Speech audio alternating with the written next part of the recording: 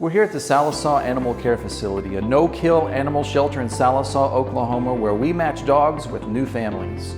We're going to introduce you to some dogs today who are awaiting their forever home.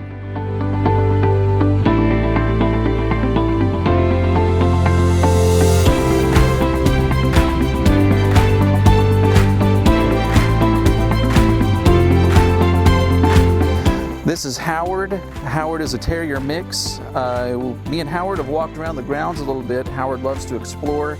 Very curious dog, very nice dog, very well behaved. Would make a great addition to your family.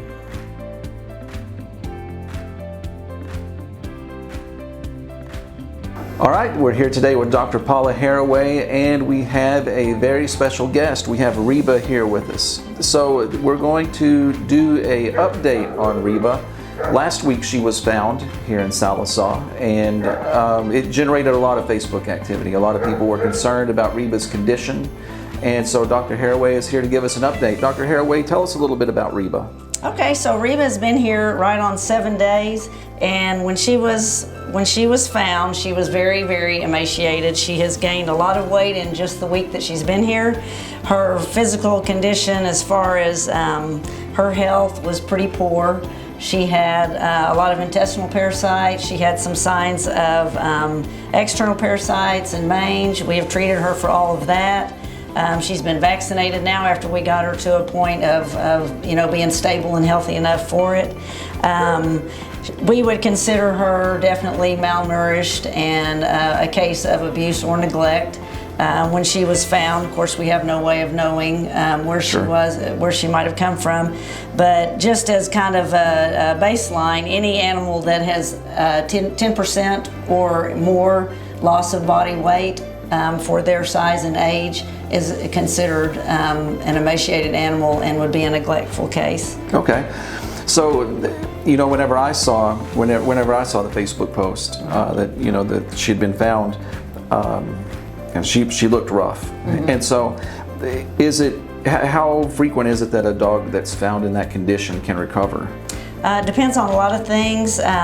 She was, because of her poor nutritional status, she of course was very immunocompromised in other ways, so we wanted to be sure as soon as we got her on a upward trend to get her vaccinated, and we'll continue that, filling her whole vaccine requirement for a young dog that we assume has probably never had anything. Mm-hmm. So as far as viral diseases so far, we're looking good on that. We have treated the parasites, we've treated the external problems that she had.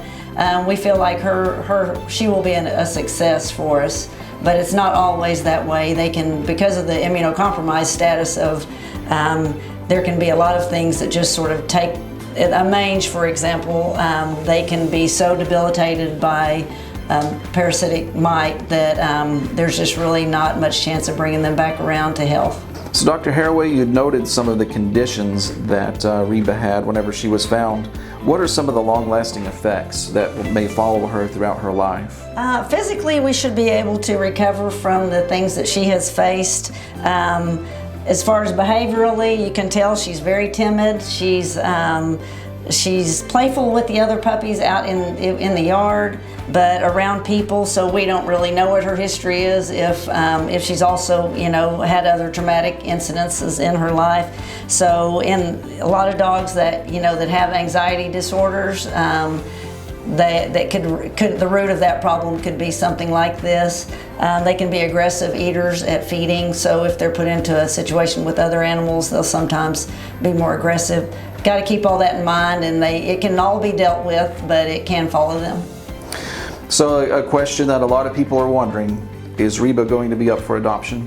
We plan for her to be. As we kind of increase her physical status, we hope that she will get healthy enough, and I'll spay her, and then she will be available for adoption. Great. Well, that's wonderful news. I know there are going to be a lot of people excited when she's available for adoption. So thank you for all your work that you've done with Reba and all the other animals here. So Thank you. We appreciate it. Thank you so much. The Sallisaw Animal Care Facility is a no-kill animal shelter located in Sallisaw, Oklahoma. Call the Sallisaw Animal Care Facility at 918-775-6241 if you would like to adopt one of the dogs featured in this episode, or if you would like to volunteer at the shelter. So Dr. Haraway, folks are going to have an opportunity this weekend to come out and meet some of these dogs that are available for adoption. Tell us about it. So we're going to have a booth for the Sallisaw Animal Care Facility at the the 64, Cruzin 64 chili cook-off this weekend. So we'll have some of these animals out there that people can meet and kind of do one-on-one with. And we'll bring as many as we can. We're going to have some volunteers walking around leading the animals at the event. And we just want to get some exposure and make people understand what a great facility we have and how important it is that we find families for these dogs.